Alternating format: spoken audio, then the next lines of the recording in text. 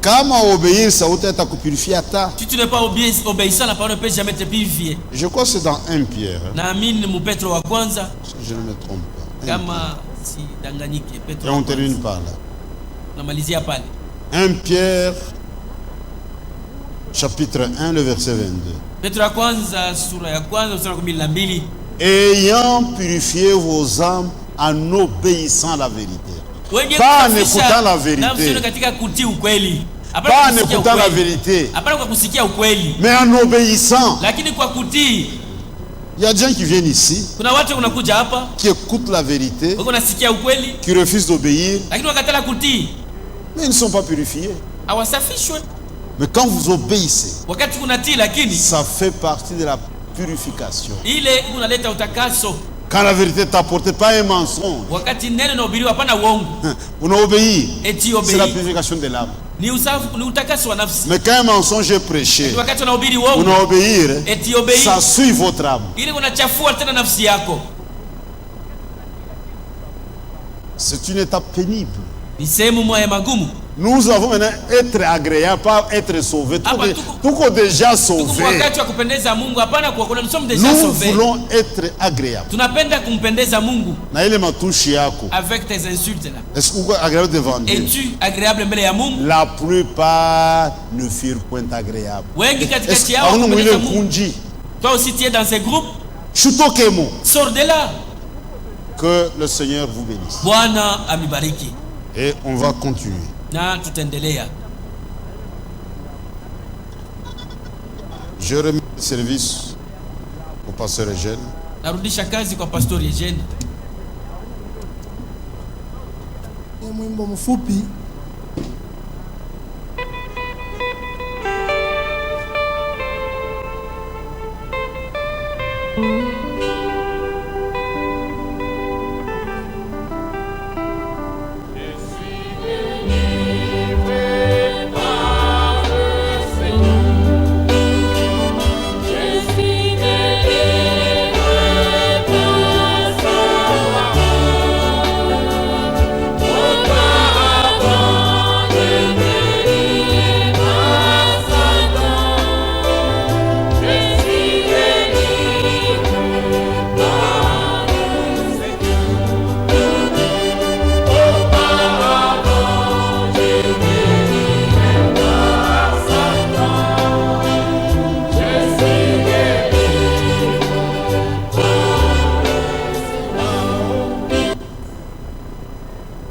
Remercions tous ensemble le Seigneur. Bien-aimé, Père de gloire, Père éternel, nous te disons merci du fond de notre cœur ce soir pour cette parole de vie que nous venons d'écouter. Seigneur, tu connais notre condition. C'est pourquoi tu nous as parlé sévèrement, Seigneur. Tu as fait ta part. Nous devons faire aussi notre part. C'est de cette façon que nous te serons agréables. Aide-nous, Père. Sans ton secours, nous ne pouvons rien faire de bon. Les paroles de vie que nous venons d'écouter ce soir, nous te le demandons de le combler dans notre cœur. Comme dit l'Écriture, c'est de l'abondance du cœur que la bouche parle.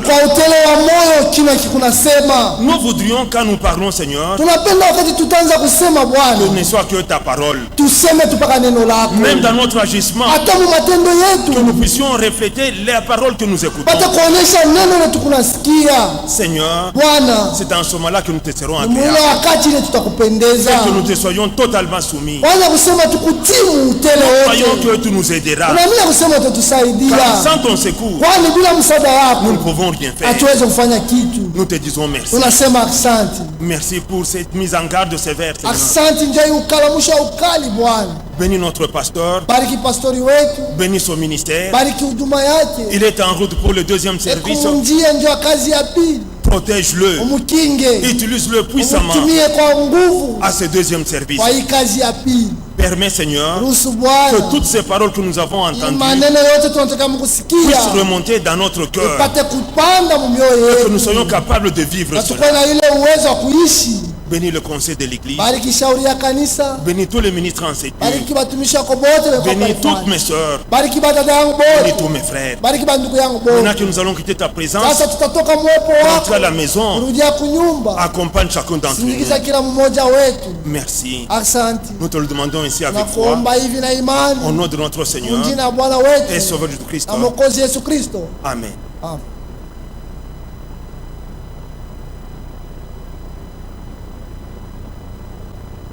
Que le Seigneur vous bénisse. Notre bien-aimé frère Josué Bambi, que voulant, demain il prend son avion pour rentrer au Canada. Le Seigneur Jésus-Christ vous bénisse tous. Je remercie l'Église pour son hospitalité. Et j'ai dit par la même occasion pour revoir l'Église. Si c'est la volonté de Dieu, on se reverra. Mais si c'est la volonté de Dieu aussi, si on ne se voit pas ici sur terre, on va se voir là-bas. Est-ce que je peux transmettre vos salutations à tous les saints qui sont à Ottawa? Que Dieu vous bénisse. Merci, Asante pastor. Unaweza kumulaka nduku kwa kupepa mkono. Bon voyage. Safari njema. Tena salama ya Bwana.